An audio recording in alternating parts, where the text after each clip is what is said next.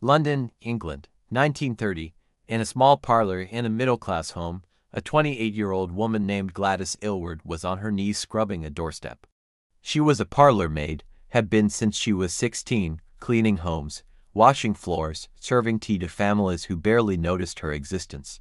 It wasn't a glamorous life, and it certainly wasn't a comfortable one.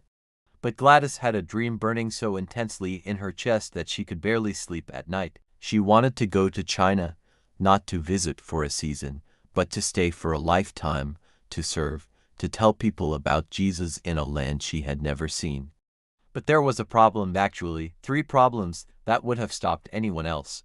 She had no education past age 16, no money in her pockets, and by every logical standard, no chance of ever making it to China. Gladys applied to the China Inland Mission, the most respected missionary society in England, and was accepted into their training program. She moved into the missionary college, hopeful and determined, ready to prove that passion could overcome limitations. For 3 months, she studied desperately, memorized scripture, tried with everything in her to learn Chinese characters. But it was too hard, the language wouldn't stick, the theology was over her head, and she was years behind the other students who had proper education and preparation. One day, the committee called her into the office. They sat her down, looked at her with pity in their eyes, and said the words that would crush most people. "Miss Aylward, we're very sorry, but we cannot accept you for missionary work." "Why?" she asked, her voice breaking. "You're too old," they said. "You're too uneducated. And frankly, you'll never learn Chinese. It's just not possible for someone like you, someone like you." Gladys walked out of that office, went back to her room, and cried until there were no tears left. The door to her dream had just been slammed shut by the very people who were supposed to help her walk through it. Most people would have quit, accepted the rejection, and moved on with their lives. But Gladys Aylward was not most people. She went back to work as a parlor maid, but this time with a plan burning in her heart that no committee could extinguish. Every penny she earned went into a jar hidden under her bed, every single one. She calculated the cost. A one-way train ticket to Tientsin, China via the Trans-Siberian Railway was £47 and 10 shillings. It was the cheapest route possible, and it was dangerous, passing through war zones in Russia and Siberia where foreigners were arrested, interrogated, sometimes never seen again. But it was the only way. For 2 years, Gladys scrubbed floors, saved pennies, and dreamed of mountains she'd never seen. And on October 15, 1932, at age 30, Gladys Aylward walked into the train station with an old suitcase, £47, 10 shillings, and a one-way ticket to the other side of the world. Her family begged her not to go. "You'll die out there, Gladys. No money, no support, no training. How can you possibly survive?" She looked at them and said something that would define the rest of her life. "If God has called me, He will make a way." And she boarded the train, alone. The Trans-Siberian Railway was not a luxury journey. It was freezing, dangerous, and seemingly endless. Gladys traveled through Russia in the middle of the Russo-Chinese War, with gunfire echoing in the distance at every stop. Soldiers boarded the train at every station, checking papers, interrogating passengers with suspicion in their eyes.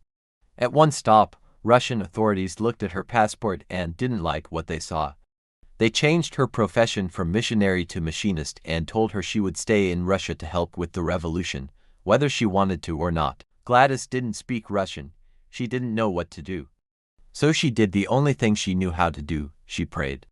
Out loud, in English, on her knees, in front of everyone on that train platform. The guards stared at her like she was insane.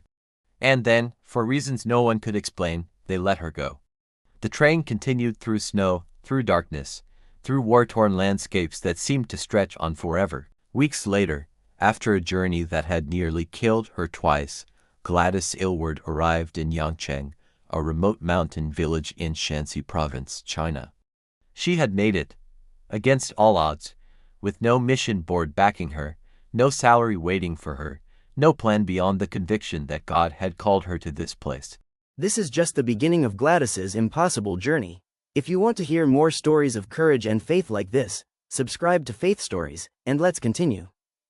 Gladys partnered with an elderly missionary woman named Jeannie Lawson, and together they opened an inn for traveling mule traders called the Inn of the Eight Happinesses. Every night, mule traders would stop for food and rest, and every night, Gladys would tell them stories about Jesus in her broken but improving Chinese. The traders loved her, this tiny English woman, barely 4 feet 10 inches tall, who spoke with an accent but had a heart the size of the mountains surrounding them. When Jeannie Lawson died, Gladys continued alone, taking in orphan children one by one, becoming more fluent in Chinese with each passing month, and in 1936, she did something no foreign missionary had ever done before. She became a Chinese citizen, not because she had to, but because she wanted to. China wasn't just her mission field anymore, it was her home. The local mandarin, a government official, was so impressed by her dedication that he asked her to serve as the official foot inspector. Gladys traveled from village to village, enforcing the new law against foot binding, freeing women and girls from centuries of oppression with every binding she removed. But her greatest test was still ahead, and it was coming faster than anyone realized. The Japanese army invaded China. Bombs fell on Yangcheng like rain, buildings burned, and people fled into the mountains in absolute terror. Gladys didn't run. She stayed, caring for the wounded, hiding refugees, taking in orphan children whose parents had been killed in the bombings. One day, the Mandarin came to her with a desperate request that would have terrified anyone else. "Miss Aylward, there is a riot in the prison. Men are killing each other with knives and axes, and the guards refuse to go in because they'll be slaughtered. But they respect you. Will you go?" Gladys stared at him, trying to comprehend what he was asking. "I'm not a guard. I'm a missionary." "Exactly," he said. "They will listen to you." Gladys walked into that prison alone, with no weapon, no protection, nothing but the authority that came from serving these people for 8 years. Inside, convicts were screaming, covered in blood, waving weapons in the air like men possessed. She walked straight into the center of the chaos and shouted with a voice that cut through the madness, "Give me that axe." The lead rioter, shocked by her audacity, handed it to her without thinking. The violence stopped, just like that. Gladys stood there, holding an axe she didn't know how to use, and said firmly, "Now sit down. All of you. And let's talk about what's really happening here." The riot ended, the prison reformed, and Gladys Aylward's reputation as the small woman with the big god spread across China like wildfire. But the Japanese were coming closer, and they had put a bounty on her head for helping Chinese refugees escape. Spring 1940. The Japanese army was closing in on Yangcheng, and time was running out. Gladys had over 100 orphans in her care, children aged 4 to 15, all looking at her with terrified eyes, waiting for someone to tell them they would be safe. The Chinese government sent word, "Evacuate to Xi'an, a safe city on the other side of the mountains where the Japanese couldn't reach them." The problem was that Xi'an was over 100 miles away, through enemy territory, across the Yellow River, over mountains with no roads and no guarantee of survival. And Gladys was sick, wounded from a bombing, malnourished, exhausted to the point of collapse. She looked at the children, so many of them, so small, so helpless, and felt the weight of impossibility crushing her. "I can't do this," she whispered to God. "I'm not strong enough. I'm not brave enough. I'm just a parlor maid who got rejected by the mission board." But no one else was coming, no rescue team, no military escort, no miracle evacuation from heaven. If Gladys didn't lead them, they would die. So she made the decision that would define her entire life and ministry.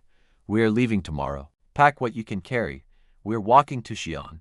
The old Gladys, the one who needed approval from committees, who feared failure, who doubted her calling, died in that moment. And a new Gladys was born, one who would do the impossible because God asked her to. The trek began with 100 children, one tiny woman, and 100 miles of war-torn China stretching out before them like an endless nightmare. For 12 days, they walked through villages bombed to rubble, over mountains where children's legs gave out from exhaustion. They crossed rivers where the smallest ones had to be carried on backs and shoulders, past checkpoints where Japanese soldiers could have stopped them at any moment. Gladys carried children who couldn't walk, sang to them when they cried, prayed over them when they were dying of hunger. On the 7th day, they reached the Yellow River, the final barrier between them and safety.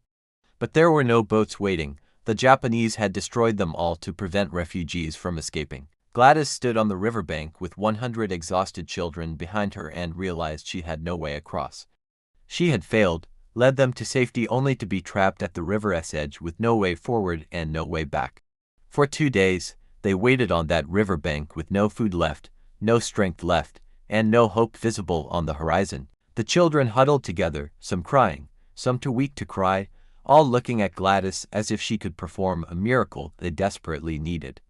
And then, on the morning of the 9th day, a Chinese nationalist soldier appeared with a boat.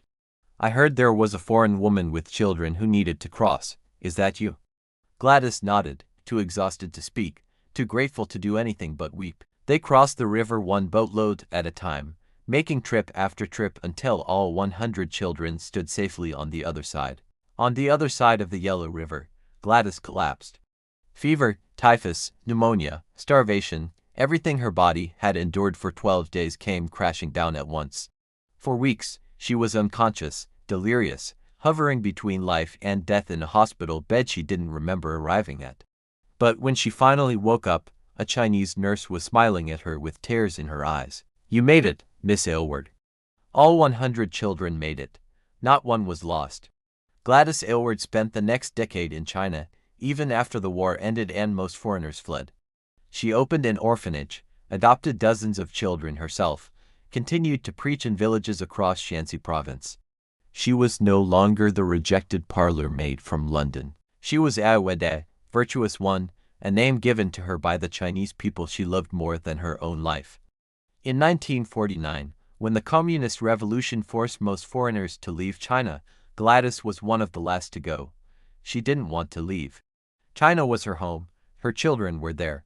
Her heart was buried in those mountains, but the door was closing, and she had no choice. She moved to Taiwan and continued her work with orphans there for another 20 years, never forgetting the children she had left behind. In 1957, a book was written about her life called The Small Woman. In 1958, a Hollywood movie starring Ingrid Bergman was made about her trek with the 100 children.